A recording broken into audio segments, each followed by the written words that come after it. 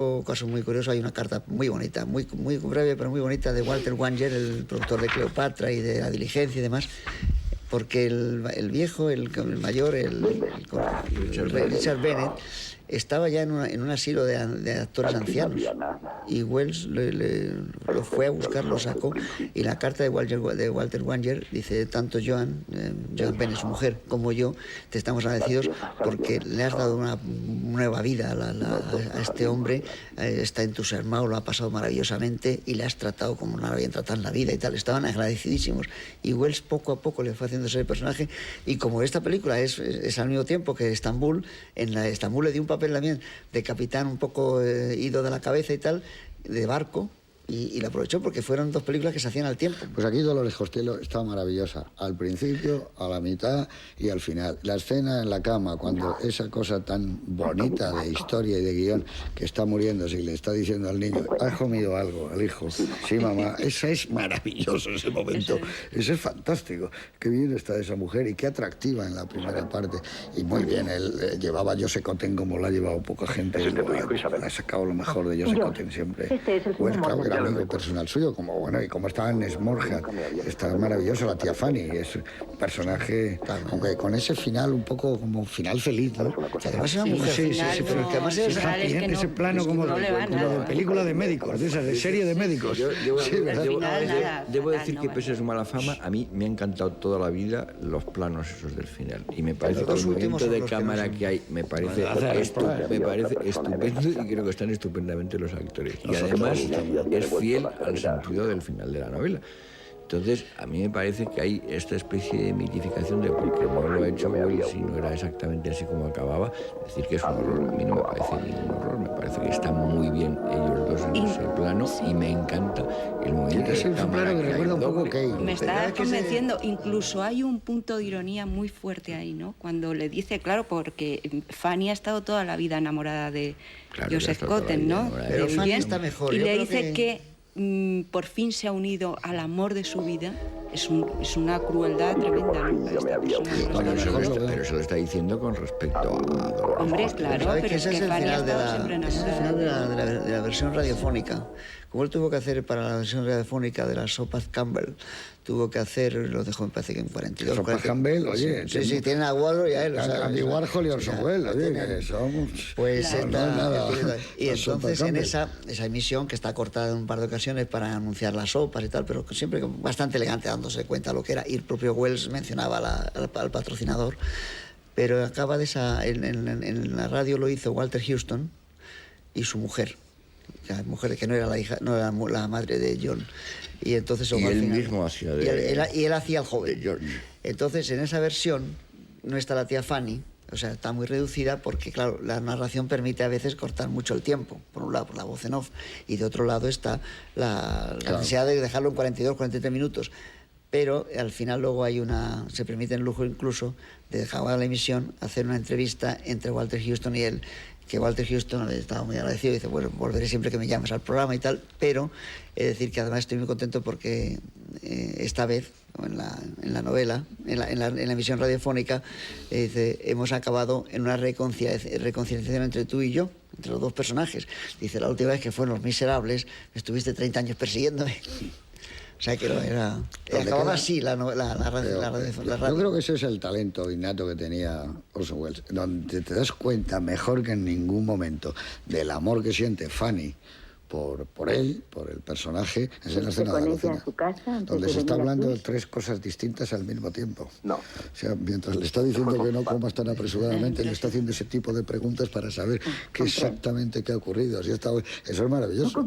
Y además, eso lo decía André Bazin, cuando cualquier otro director, para buscarle importancia, algo que decía, o buscar ese doble sentido, o ese juego, hubiera hecho un plano corto de ella, ¿no? Él nada, va cargando continuamente de emoción. Tú decías antes en la presentación, ¿verdad? Es un romántico Orson Welles. Pero es que son tres amores frustrados lo que cuenta esta historia. Es romántico. Cuenta la historia de Lucy y de George, que es una historia terrible. Cuenta la historia de Joseph Cotten y Dolores Costello, y cuenta también la historia del amor de Fanny por el personaje de Joseph Cotten. O sea, cuenta tres historias de amor, y las tres son tres historias absolutamente frustradas y fracasadas. Una de ellas que nunca hubiera funcionado, porque yo creo que jamás le hizo ningún caso a Fanny Cotten, pero las otras dos que son dos historias que podrían haber funcionado y que en el fondo las destruye todas la misma persona, que es el personaje de George, que debo decir además que para mi gusto es uno de los personajes más detestables y antipáticos que he visto en toda mi vida. Porque además lo hace divinamente Tim Holt, porque la verdad es que está abofeteable. ¿Y cómo está de niño? Ese niño, ¿eh? A mí lo que me asombra mucho ese es el niño que tanto le gustaba a Jean Cocteau, de los tirabuzones.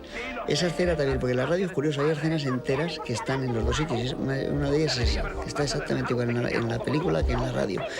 Pero yo creo que lo que es maravilloso para mí es Annie Moorhead, por una cuestión, porque era una mujer joven. Y atractiva. En Kane es la madre. Aquí la saca siempre de una austeridad, de una sequedad, pero era una mujer joven que era la compañera suya en la radio cuando hacía La Sombra, era la secretaria de Lamont, de La Sombra. Eso le pasa a algunas actrices que, aunque sean jóvenes, hacen siempre de viejas, como Jo Van Fleet también, que estuvo toda la vida haciendo de vieja, hasta cuando tenía 25 años hacía siempre de vieja.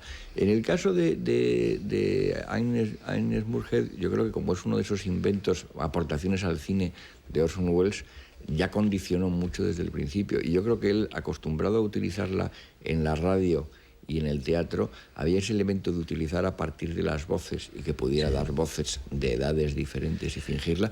Pero yo creo, por ejemplo, la influencia de esa primera adaptación radiofónica en la película es muy notable. Yo creo que es una película en que gran parte del tiempo está, digamos, llenado de nostalgia mediante el uso de las voces, que es muy importante siempre en Welles el sonido. Yo, por ejemplo, es una cosa que la diferencia de ver una película de Orson Welles doblada a una película de Orson Welles en su versión original, con la entremezcla de músicas, de ruidos, de varias voces que están superpuestas, la tonalidad, la propia voz de Orson Welles, que es uno de sus instrumentos, que aquí no está como actor, pero está como narrador, y la narración aquí es de una importancia absolutamente capital y de una influencia, yo creo que enorme. Por ejemplo, nos explica uno Jules Jim y buena parte de la Nouvelle Vague, de Jules Jim y de Hiroshima Mon Amour y de otras muchos, sin la voz en off de esta película, que hay uno de los elementos que tiene, que por un lado es una película enormemente clásica, quizá, digamos, después de Kane es la entrada de Welles en el clasicismo,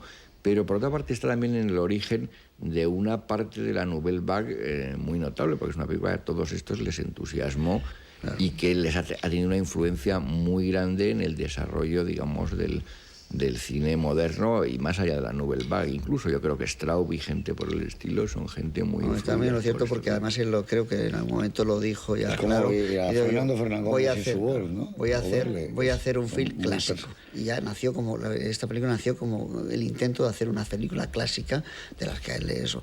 Y yo creo de todas maneras... Es que la primera era como la del primero de la clase. Sí, la primera... Ciudadano qué? Sí. Hombre, a mí me parece con todo lo que había visto. A mí me gusta horrores. Con todo lo que había visto. Pero es como no se puede saber más de cine. Yo voy a demostrar cómo se puede rodar esto la primera vez y soy el primero que sabe todo. Y esta es una película, como diciendo, me olvido un poco de la locura de la puesta en escena, de mostrar en cada plano mi talento. Es una película muy homogénea en lugar de una película muy heterogénea como que era la otra.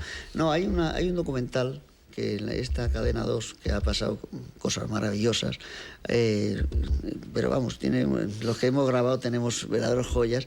Hay una historia de RKO en 5 capítulos, que uno de ellos está dedicado solo a esta película, y James G. Stewart, que no era el actor sino un técnico de sonido, habla 40 años después, digamos, de la película y cuenta cosas espléndidas del sonido. Por ejemplo, la escena esa de la nieve que se había hecho en un frigorífico de Los Ángeles, dice que no se pudo, todo el follón que había de ruido y tal, no se pudo grabar, lo grababan con un disco que lo iban oyendo ellos, porque no se podía dejar ni mucho menos, y les servía para decir las frases. Pero la doblaron entera. Y la dobló entera y la dejó.